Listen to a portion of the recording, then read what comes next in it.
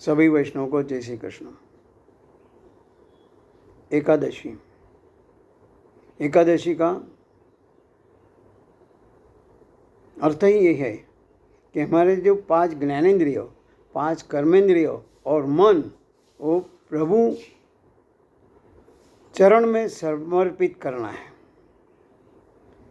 और उसके लिए हम इसके पहले देखा है कि हम जब भगवान का या सत्संग का समय होता है तो हम यही कहते हैं कि मेरे पास समय नहीं है, लेकिन अर्थोपार्जन के लिए, मनोरंजन के लिए या तो फिर रेस्टोरेंट्स में खाने पीने में हमारे पास समय है। मैं ये नहीं बोल रहा ये नहीं करना चाहिए, करना है, लेकिन जो मुझे शक्ति दे रहा है ये करने के लिए, उसको हमें कृतज्ञतापूर्वक याद करना है। वरना एक जगह बहुत अच्छा कहा गया है, मैं चलता गया रास्ते मिलते गए, राह के कांटे फूल बनकर खिलते गए। मैं चलता गया रास्ते मिलते गए, राह के कांटे फूल बनकर खिलते गए। ये जादू नहीं कृपा मेरे कृष्ण की, ये जादू नहीं कृपा मेरे कृष्ण की, वरना उसी राह पर लाखों फिसलते गए। कहने मतलब यही है कि जिस भगवान से, जिस शक्ति हम जिसको भी मानते हैं, उस शक्ति की वजह से आज मौज मस्ती कर रहा हूँ, संसार में रहकर अर्थोपार्जन कर रहा हूँ, मनोरंजन कर रहा हूँ, तो उसको एवढा तो बनता है कि उसके लिए हम समय निकालें, सत्संग करें, सत्कार्य करें। सत्संग से बहुत अच्छे अच्छे हमारे जीवन में परिवर्तन आते हैं। हमारा जीवन थोड़ा भी सत्संग करने से बदल जाता है, उसका रूप निखर जाता है। एक बार नारद जी ने विष्णु भगवान से पूछा कि भगवान, आप कहते सत्संग, तो सत्संग का कुछ महत्व बताओ, उसका क्या फायदा है, उससे क्या मिलता है, ये हमें समझाओ। तब भगवान ने कहा कि नारद जी, आप पृथ्वी पर जाओ और वहाँ जाके एक गांव में के बाहर जो पेड़ है, उस वृक्ष पर एक पक्षी बैठा है, उसे पूछो कि सत्संग महिमा का है, वो आपको समझाएगा। नारद जी तुरंत आए पृथ्वी लोक पर और जो जगह बताई थी वहाँ जाके उस पक्षी को पूछते हैं कि सत्संग का महिमा क्या है। उसी वक्त उस पक्षी ने अपनी गर्दन झुका दी और वैकुंठ को चला गया। ये तो डर गए नारद जी, अरे मैं पूछा और ये तो मर गया। वापस आए विष्णु भगवान के पास। विष्णु भगवान ने कहा कि क्या हुआ? तो नारद ने कहा, मैं तो उसको पूछा सत्संग का महिमा क्या है, तो वो तो उसके प्राण पंखे उड़ गए। फिर कहा, ठीक है, अब की बार आप जाओ, उस गांव में जाके एक प्राणी बताता हूँ, वो प्राणी को पूछो कि सत्संग का महिमा क्या है। नारद जी फिर पृथ्वीलोक पर आए, जहाँ बताया था वहाँ वो प्राणी को मिले और उसको पूछा कि सत्संग का महिमा क्या है। तब इतना पूछने की जरूरत थी, उस प्राणी ने भी गर्दन हिला के भगवान को प्यारा हुए। ये फिर घबरा गया नारद, दूर दूर वापस भगवान विष्णु के पास आए कि कहाँ कि मैं जहाँ जा रहा हूँ और मैं पूछता हूँ सत्संग का महिमा क्या है, तो कहते हैं कि वो तो मर जाते हैं।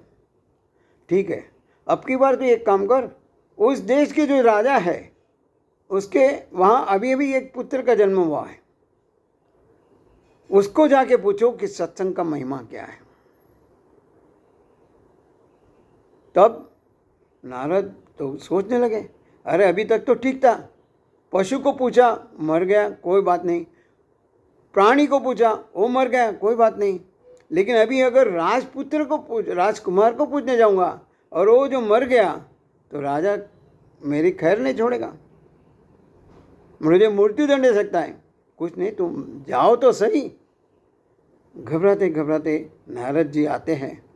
जो बालक था उसको पूछा, भैया सत्संग का महिमा क्या है? भगवान की शक्ति थी। बालक ने कहा कि नारद जी आप अभी भी नहीं समझे। सत्संग का महिमा ये है, आप जब मुझे पहली बार मिले मैं पशु के रूप में था। आपके दर्शन मात्र से, आपके सत्संग से मैं अच्छा प्राणी बन गया। दोबारा जब आप मेरे को मिले तब मैं प्राणी के रूप में था। आपने मुझे पूछा, लेकिन आपके दर्शन और आपके सत्संग के मेरा जन्म ये राजा के वहाँ हुआ है। मैं राजकुमार बन गया हूँ, राजपुत्र बन गया हूँ। कहने का मतलब यही है। सत्संग का महिमा बहुत बड़ा है। जितना हम उसको गहराई से सोचेंगे उतना हम आगे विकास कर पाएंगे। सत्संग के बिना हमारा जीवन अधूरा है। पशु तुल्य, पशु समान है। भगवान ने हमें मन बुद्धि दी है, उसको उसी के कार्य में हमें उपयोग में लाना है। सिर्फ कहने से नहीं चलेगा, कि सोचने से भी नहीं चलेगा, क्योंकि कहा गया है जब तक आपके हाथ में या जेब में दवाई है तब तक उसका कोई फायदा नहीं, लेकिन जब वो दवाई शरीर में जाएगी तब उसका फायदा होगा।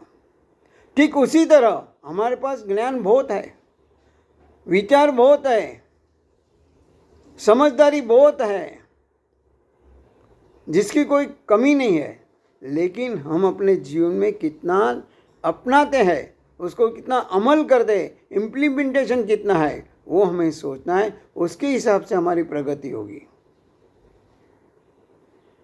कहना मतलब दशहरे के दिन हमने संकल्प किया था कि हमारे अंदर जो काम क्रोध लोभ मोह जो 10 हमने देखे थे उसको प्रभु मार्ग की ओर ले जाना है। श्रवणम कीर्तनम स्मरणम करके एक एक पगति आगे बढ़ना है। हम देखते हैं घड़ा खाली है, हमको लगता है घड़ा खाली है, लेकिन उसमें हवा होती है। लेकिन जैसे हम उसमें पानी डालते हैं हवा निकल जाती है। ठीक उसी तरह हमारा जीवन वैसे हमें खाली दिखाई देता है, लेकिन अंदर जो ज़्यादातर जो नकारात्मक विचार भरे हैं, अगर सकारात्मक विचार आएंगे तो अपने आप नकारात्मक विचार निकल जाएंगे।